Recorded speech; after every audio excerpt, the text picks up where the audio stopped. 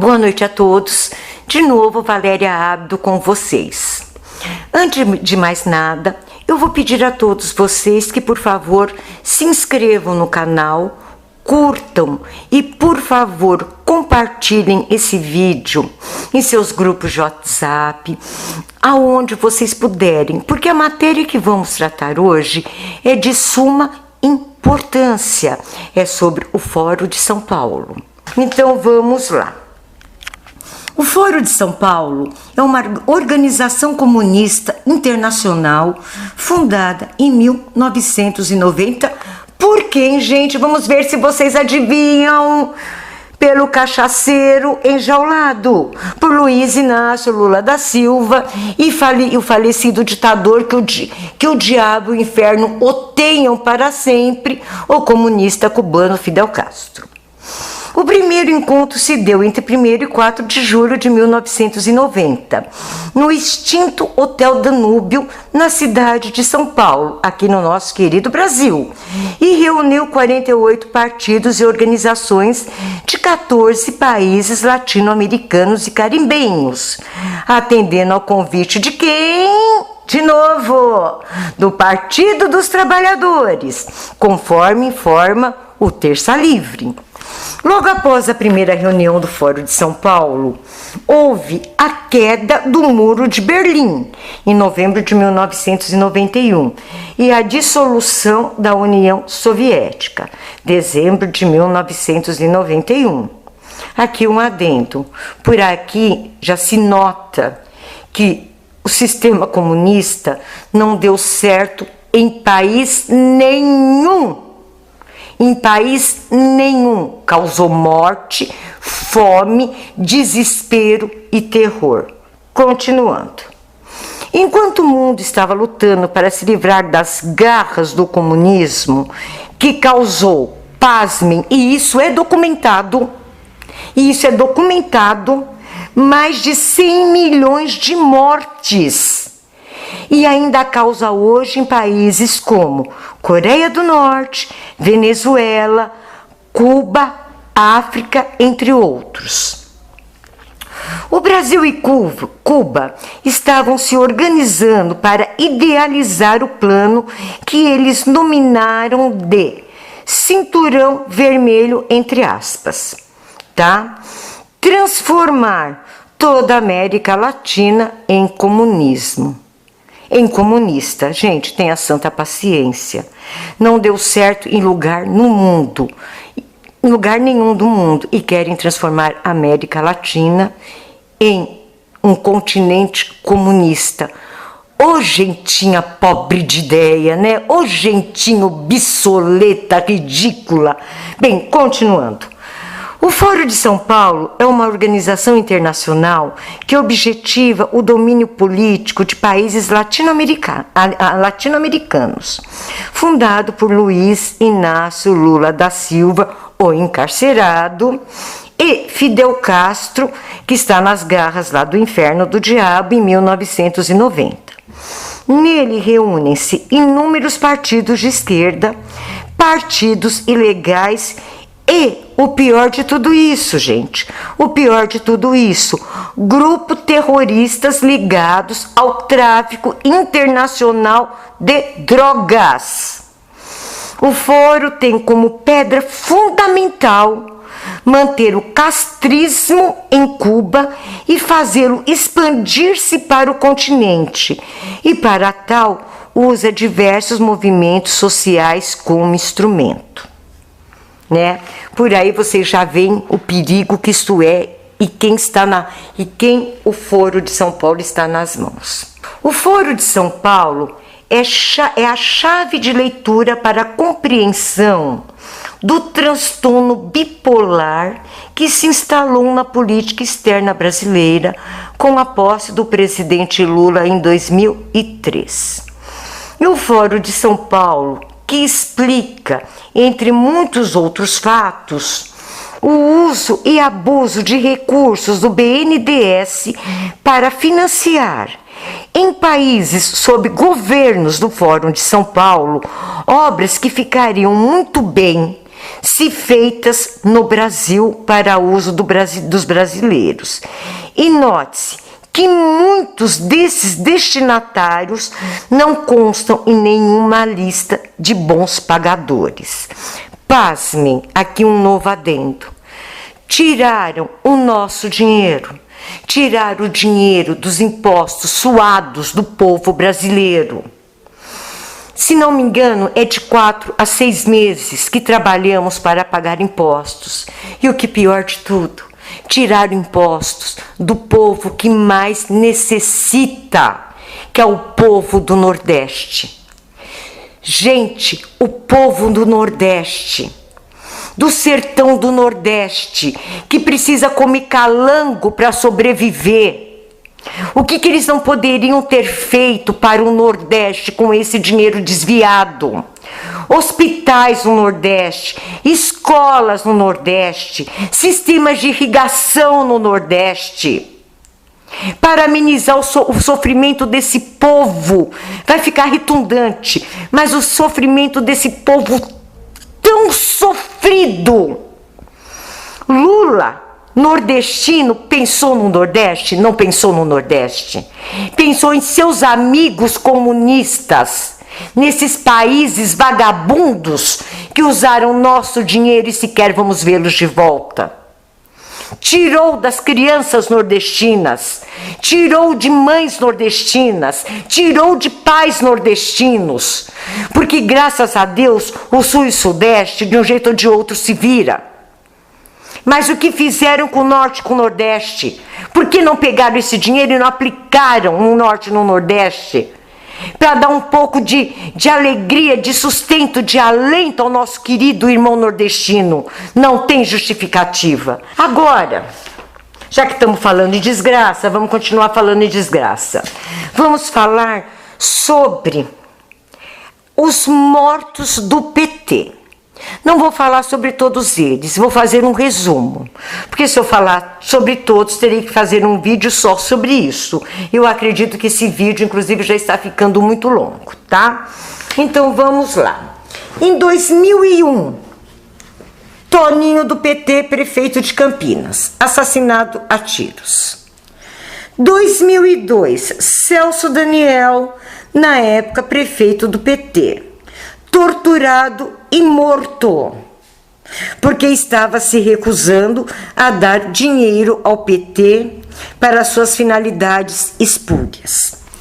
2002 e 2003, no intervalo de poucos meses, 7 outras pessoas ligadas ao caso Celso Daniel vieram a ser assassinadas. São elas: Antônio Palácio de Oliveira, garçom que atendeu o prefeito antes do assassinato. Paulo Henrique Brito, testemunha da morte do garçom. Irã Moraes Rédua, reconheceu o corpo de Daniel. Dionísio Severo, suposto elo entre a quadrilha e Sombra, que estava com o prefeito e posteriormente foi acusado do assassinato. Sérgio Orelha, amigo de Severo. Oliver Mercier, investigador que ligou para Severo. Carlos Del Monte Printes, legista, encontrado morto. Foi o que fez o exame em Celso Daniel. 2004, morre um acidente de carro Luiz Eduardo Saeger Malheiro, ex-presidente do Bangkok, a mesma corporativa que lesou 3 mil mutuários do Banco do Brasil e mais tarde foi repassada para a OAS, o que levou ao caso do triplex de Lula. 2014, assassinado num suposto assalto o ex-coronel Malhães, que revelou na Comissão da Verdade que Lula mandou matar 2 sindicalistas para conquistar o poder no sindicato. Sua morte aconteceu um mês depois desta revelação. Antes, Ele revelou que tinha medo de ser assassinado por suas revelações. Seu medo se concretizou. 2014. Acidente aéreo mata Eduardo Campos no dia seguinte a uma convincente entrevista no Jornal Nacional, com potencial para desbancar Dilma e Aécio, dois candidatos altamente rejeitados e que representava a continuação da polarização que ninguém mais aguentava. 2015. Executivos da seguradora Bradesco, uma das principais acionistas da Vale, também morrem em queda de avião. Eles adoram um acidentezinho de queda de avião, né? Vocês já repararam? Em todas elas, a caixa preta não serve para nada. Ou foi destruída ou não foi encontrada, tá? Nos casos do executivo da seguradora Bradesco, a caixa preta é encontrada danificada e ilegível. Ex-diretor da Agência Nacional de Petróleo morre ao cair do 11º andar do seu apartamento. Roger Agnelli, CEO da mineradora Vale, morreu em outro acidente aéreo. A caixa preta do avião com dados do voo não foi encontrada. Morre num suspeito suicídio o empresário que comprou o avião de Eduardo Campos. 2016. Morre Arthur Sendas, o primeiro membro do Conselho de Administração da Petrobras, presidido por Dilma, que autorizou a compra de Passadina. Foi assassinado em seu apartamento. Isso é apenas alguma das poucas queimas de arquivo do PT. Tem muitas outras que, se depois vocês quiserem, farei um vídeo só sobre isso, tá? São várias mortes atribuídas ao PT. E espero que, realmente, em sendo comprovadas, o que duvido que não o serão, em sendo comprovados, todos eles sejam levados às barras do tribunal e que cumpram as penas a que a eles será imputada. Continuando, isso sem esquecer que em 2006 o PT comprou um dossiê falso. Depois eu vou dizer para vocês por que eu estou falando isso, tá bom? Mas isso é importante para vocês entenderem sobre o Foro de São Paulo. E então vamos lá. Isso sem esquecer que em 2006 o PT comprou um dossiê falso contra o José Serra para que esse perdesse a eleição. O caso ficou conhecido como, aspas, o caso dos aloprados, fecha aspas. E como tudo que envolve o PT acabou embaixo do tapete. Agora chegamos à CPMI da fake news. O que a CPI da fake news tem a ver com tudo isso?